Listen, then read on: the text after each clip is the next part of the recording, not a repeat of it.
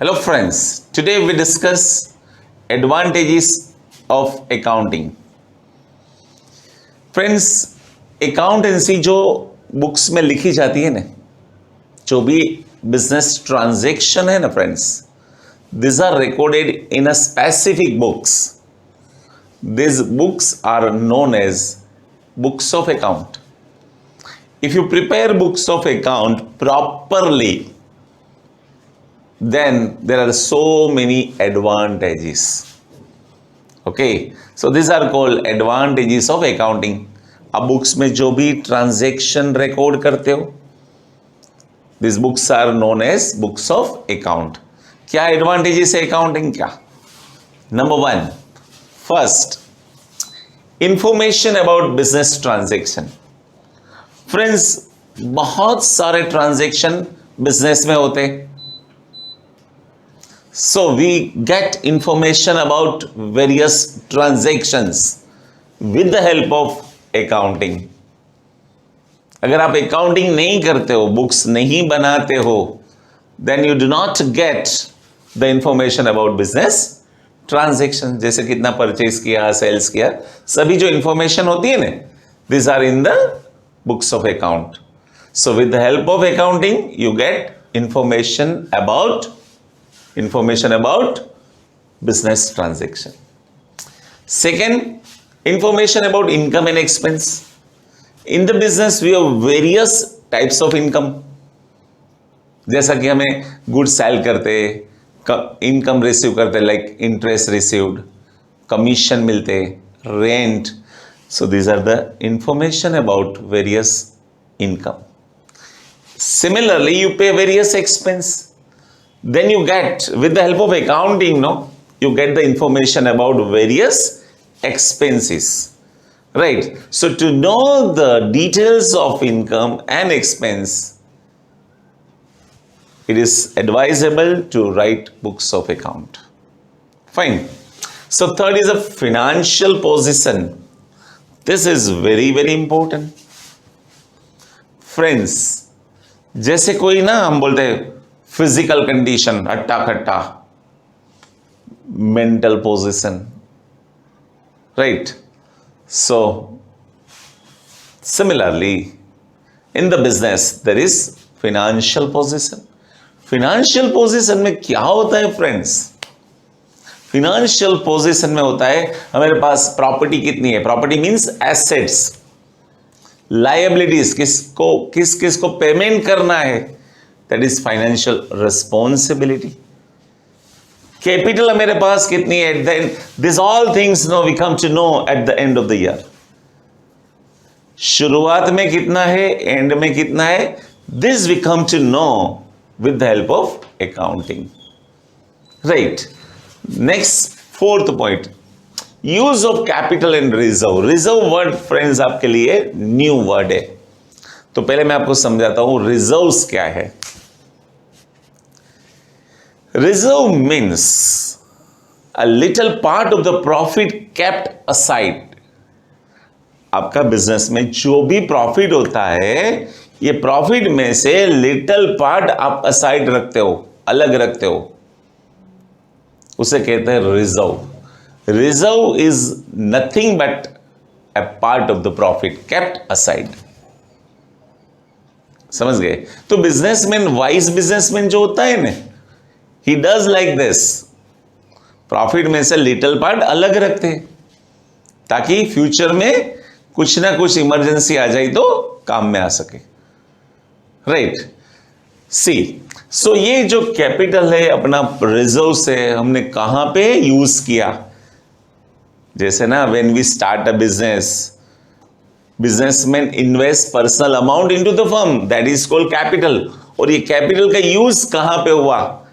जैसे different properties हम लेते हैं, राइट? गुड्स परचेज करते हैं, तो कहां पे ये कैपिटल और रिजर्व का यूज हुआ?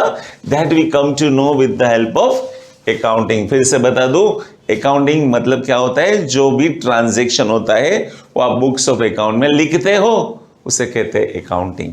तो अकाउंटिंग से क्या बेनिफिट्स मिलता है? सो बेनिफिट नंबर 5, वैसे 5, 6 तो साथ में ही बोला जाता है, उसे कहते हैं result of the business. Result of the business.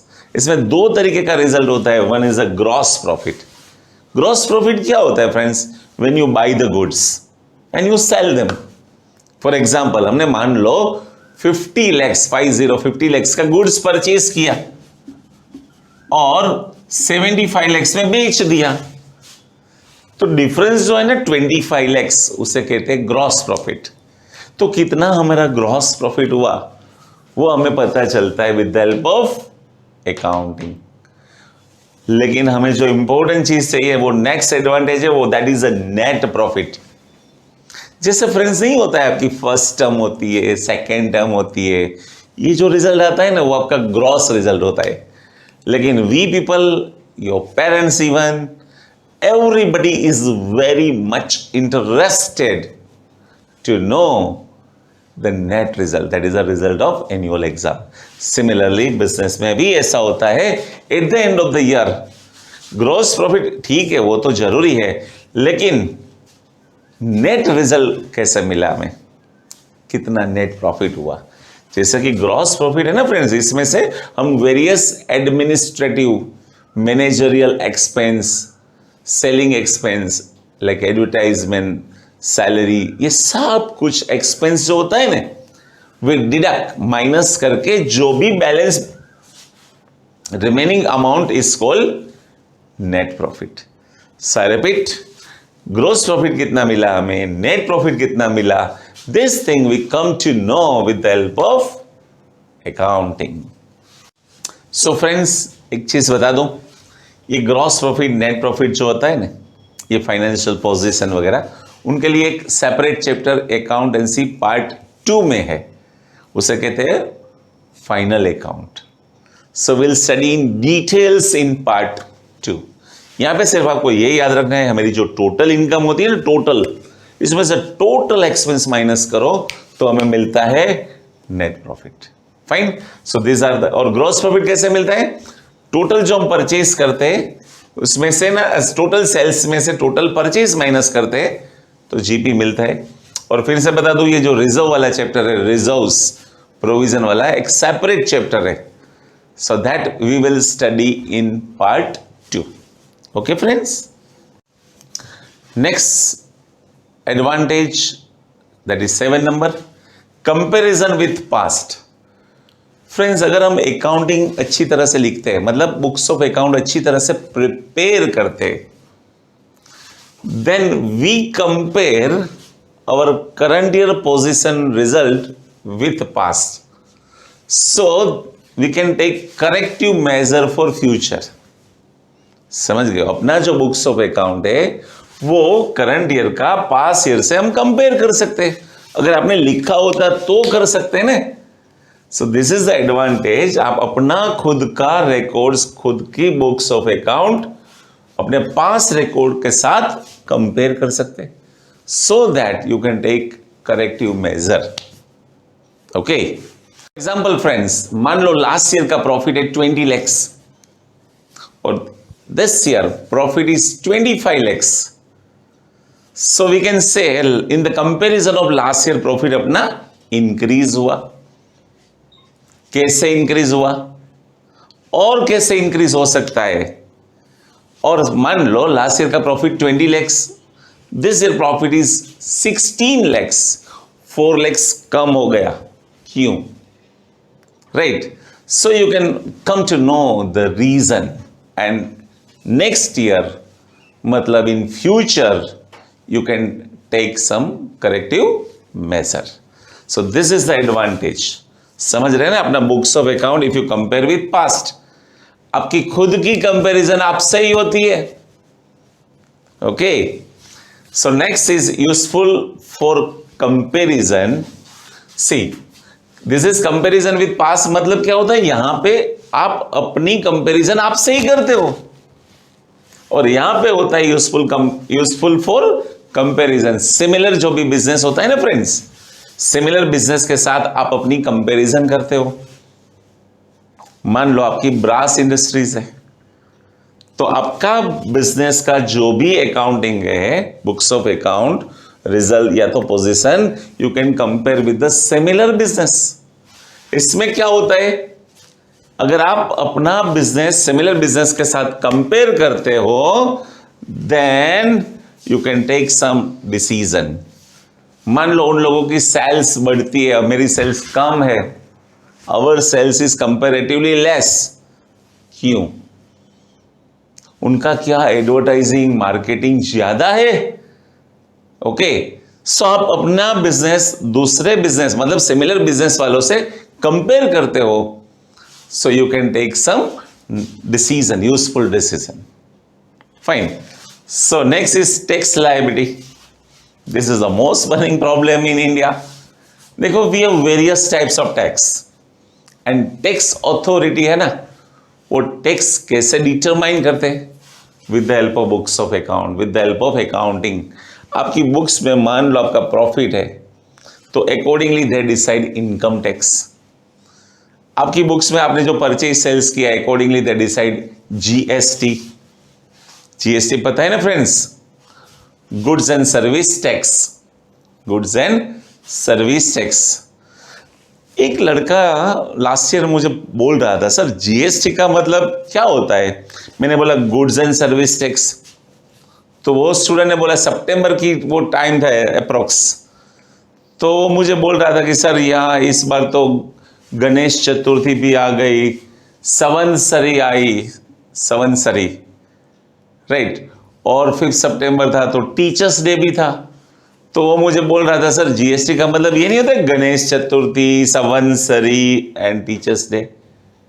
वो नहीं है, वो यहां पे होता है goods and service tax. So tax officer can decide the tax amount with the help of accounting.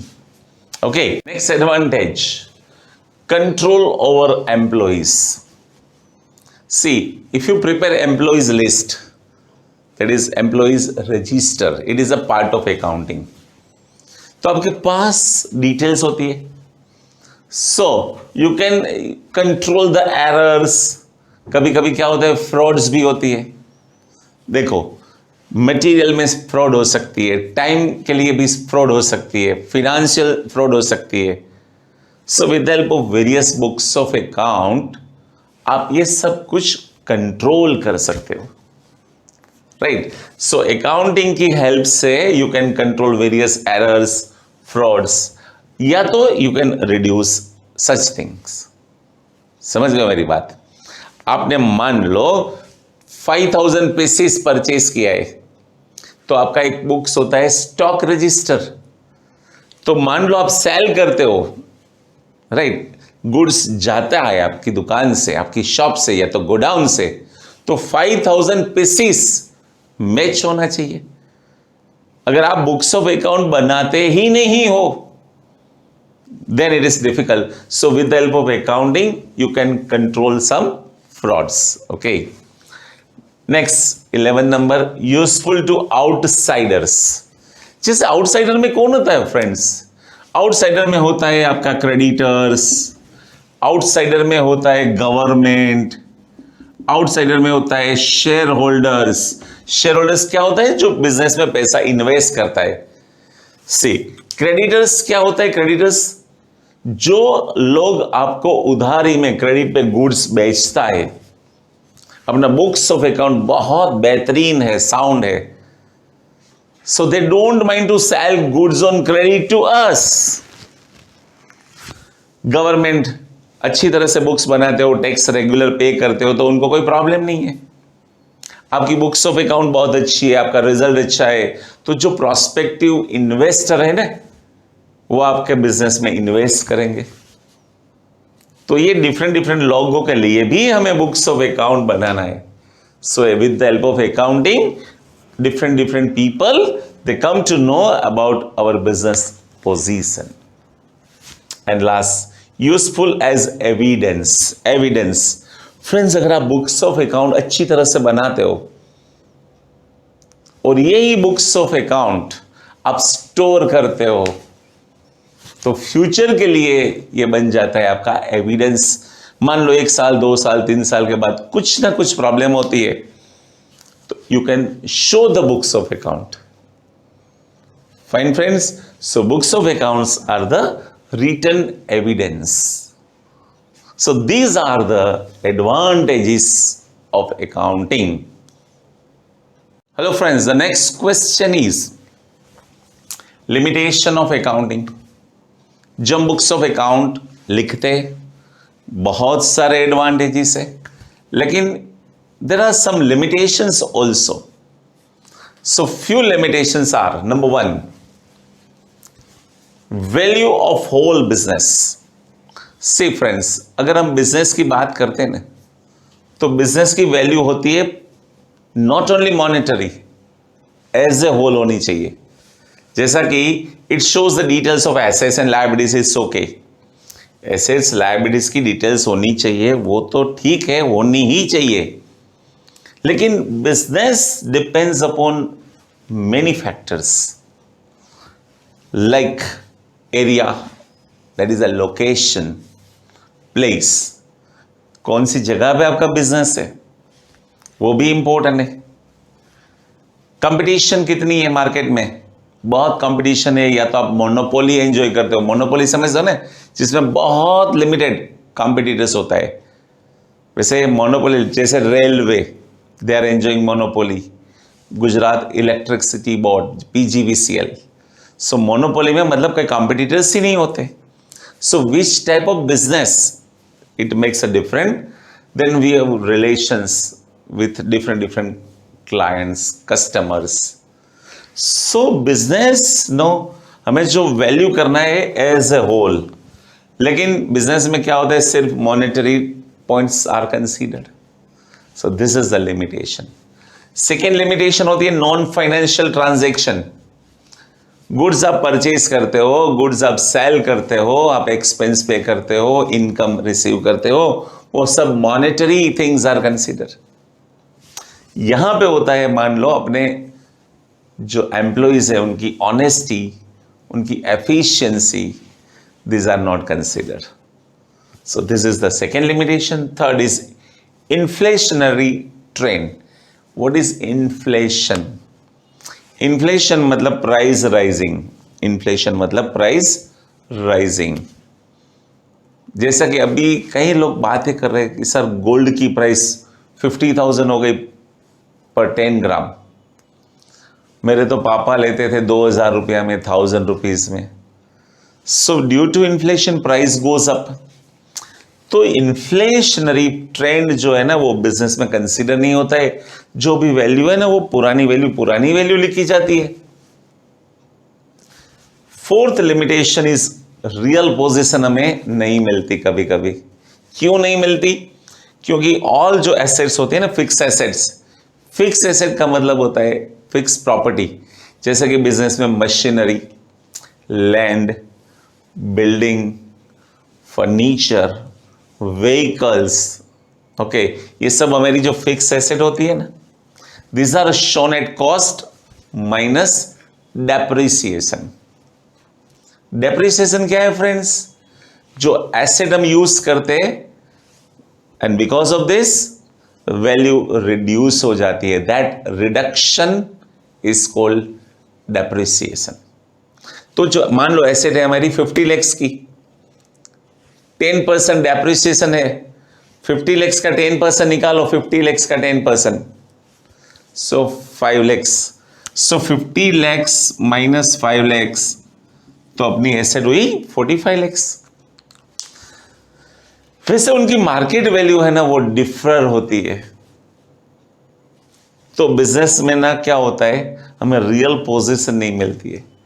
Because हम जो एसेट शो कर रहे हैं, वो जो कॉस्ट प्राइस है, जो प्राइस में हमने परचेज की थी, वही प्राइस हम बुक्स में लिखते हैं. Okay friends, so this is limitation number 4. Friends, next is incomplete transaction. Books of account जो हम लिखते हैं ना, वो बुक्स ऑफ अकाउंट हमारे पास होना चाहिए एविडेंस. मैंने आपको समझाया था, एविडेंस जो भी वाउचर होता है ना, वाउचर जो उससे कहते हैं हम रिटर्न एविडेंस. जैसे कि light bill, right, petrol bill, telephone bill, this are all called vouchers. So अगर मान लो इनकम्प्लीट ट्रांजेक्शन है, ट्रांजेक्शन पूरा नहीं है, तो अपना जो बुक्स ऑफ अकाउंट है ना, वो तो जो मिला है वही ट्रांजेक्शन लिखते हैं। सो अगर इनकम्प्लीट ट्रांजेक्शन, कंप्लीट ट्रांजेक्शन हमारे पास है तो हम पूरी डिटेल से बुक्स ऑफ अकाउंट लिख सकते हैं। इनकम्प्लीट ट्रांजेक्शन अगर मान लो है तो अकाउंटिंग तो वही लिखता है जो उनको दिया जाता है। Fine. Next is very important, truthfulness of transaction. Books of account हम लिखते हैं ना, तो जो ट्रांजेक्शन हमारे पास जो रिकॉर्ड में वही लिखते हैं। इसका मतलब कि ये वेरिफिकेशन नहीं करता है whether the transaction is correct और नॉट। सो उनकी ट्रूथफुलनेस चेक नहीं होती। मान लो हमने स्टेशनरी परचेज की 5,000 की और बिल बना है 20,000 का, तो ये तो 20,000 ही लिखेंगे। समझ रहे हो, 5,000 की स्टेशनरी है और बिल है 20,000 का, तो वो 20,000 ही लिखेंगे। सो ये भी एक लिमिटेशन है। पास्ट इवेंट, हमें जो बुक्स ऑफ अकाउंट मतलब फाइनल अकाउंट, फाइनल रिजल्ट बनाते हैं ना, वो लास्ट में बनाते हैं। जैसे फॉर एग्जांपल अपना अकाउंटिंग ईयर है 1/4/19 to 31/3/20। सो ये दिन that is the last day, उसी दिन हम अपना पूरा बुक्स ऑफ अकाउंट क्लोज करते। This is called financial year.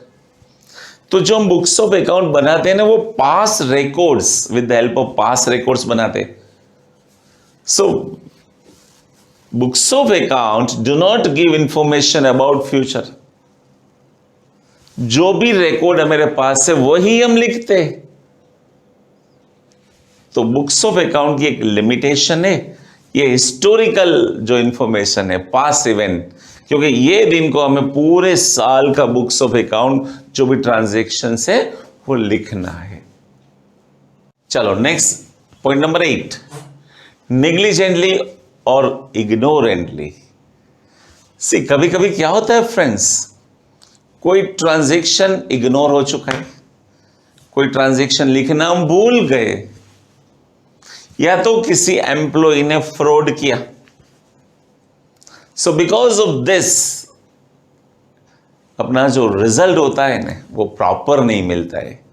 It gives the adverse effect to the business. For example, suppose you purchase goods of 2 lakhs।